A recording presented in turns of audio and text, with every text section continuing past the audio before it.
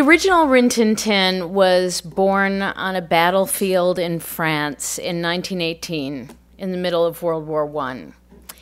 He was found as a few-day-old puppy by a young American GI named Lee Duncan, who had grown up living a very lonely life and finding the truest companionship and affection that he did ever find with dogs.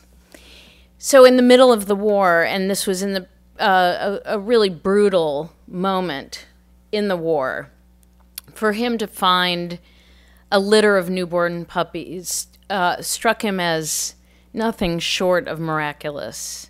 And he felt that his whole life changed at that very moment. And in fact, it did. Lee loved saying, "There will always be a Rin Tin Tin." And there was something about the way he conducted his life that made it clear that he believed that there was something immortal about the dog.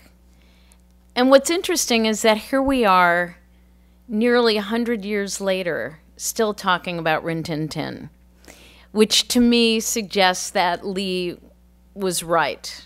That even though this was partly a crazy notion that a dog could live forever, in fact, he has lived forever. And the idea of that pure hero dog has indeed lived forever, and I think we can assume it always will. He was both stronger and faster and better and smarter, but he was also perfectly willing to chase a ball with you and to snuggle up with you at the end of a day. So he was an unusual kind of superhero.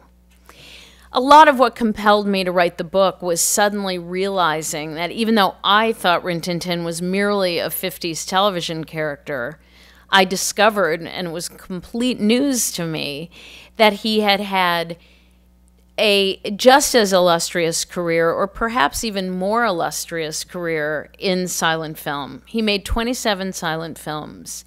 They were shown all over the world.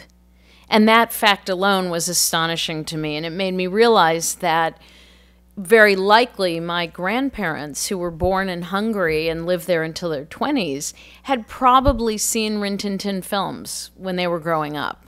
And the idea that this figure could cut through generations and worlds fascinated me, and it made me really want to write the story of that journey.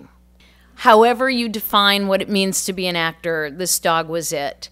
In addition to that, though, he had something else, which was that ability to project an emotion that completely enchanted people and made them fall in love with him. And that is what being a star is, I think. So enjoy the movie, and thanks again for coming tonight.